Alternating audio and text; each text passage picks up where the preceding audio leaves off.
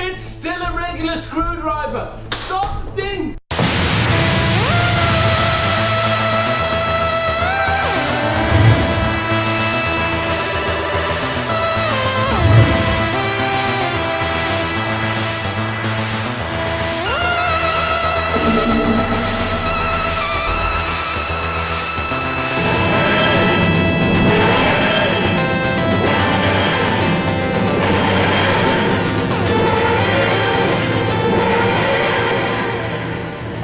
Hello and welcome to Doctor Who Exactly. The exactly stands for exactly like every other vlog I make, except it's about Doctor Who. This is the episode Thin Ice, and I have to say it's very much like the previous episode Smile. There's really not much to say about this episode either, just like the previous one. And again, it's not a bad thing, it's just the series as a whole building on a singular theme. The episode is very enjoyable. It's written by Sarah Dollard, who wrote Face the Raven, and I liked Face the Raven. I just felt it was bogged down by excess baggage about having to set up the finales. So I was quite pleased they got Sarah Dollard back to write another episode for the new series. Thin Ice on the whole is slow, but it's not like a bad slow. But when I call it slow, I don't mean as if the pacing is off or bad. It's just very methodologically building up to what it wants to say. The episode is basically Bill becoming slightly disillusioned with the Doctor. Like, I don't want to say I called it because I did it inadvertently, but I said about the last episode that both Smile and the series opener, the pilot, were antagonist free. There were no real bad guys. There was death, but Bill didn't experience any, and that's actually a key plot point in this episode. I quite like that. I quite like the fact that I caught that, because it means it's not just shoddy writing, it actually was intended to be this way. So it's a Doctor Who adventure and somebody loses their life, and this happens nearly every week. If it doesn't happen, it's actually an exception, and it will be somewhere listed on an episode list of the time in a Doctor Who episode where no one died.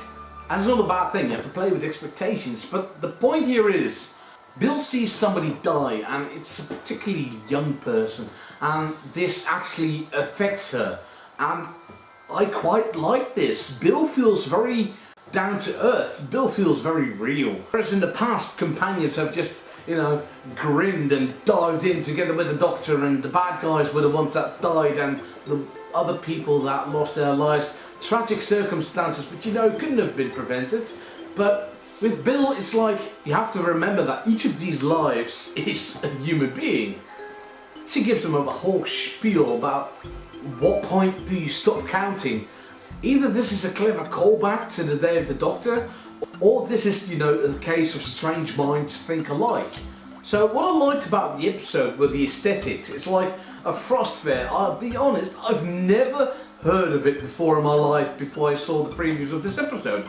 It gave us a little bit of a Charles Dickens world to explore, and I quite like the plays set up in this episode as well. You got your classical street urchins running about and people swindling people at fairs, and then it turns out that the Doctor himself is a con man as well. The only downside, I'd say, is that the bad guy is a very cliche bad guy. It's like you see him wearing a blue jacket and he's the only one that really stands out.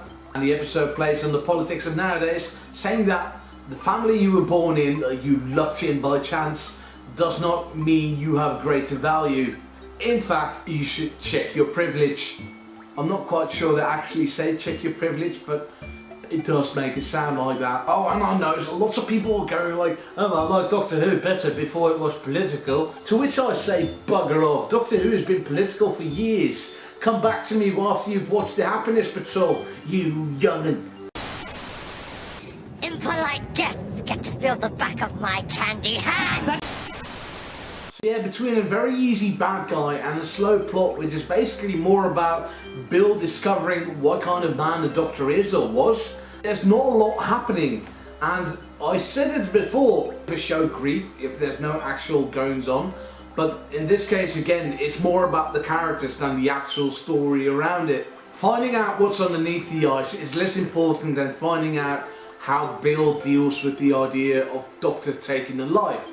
So yeah, it's another okay episode. It's not going on the best ever list, but it's better than Smile, and Smile was okay. So yeah, next week I'm going to find out if I can find a hat that actually fits my big fat head. It's going to be an episode starring David Suchet, Inspector Poirot, and it looks suitably creepy, you know, all up for that.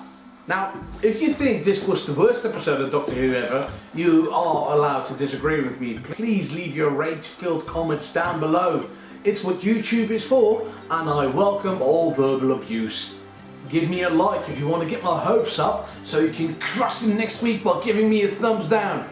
I have social media accounts, but what you really should do is subscribe, because that way, every time I make a stupid video about a British sci-fi series, you get a neat little email saying that I uploaded another video about a British sci-fi series. Oh, and the last scene of the episode, starring Nardole in that big old vault,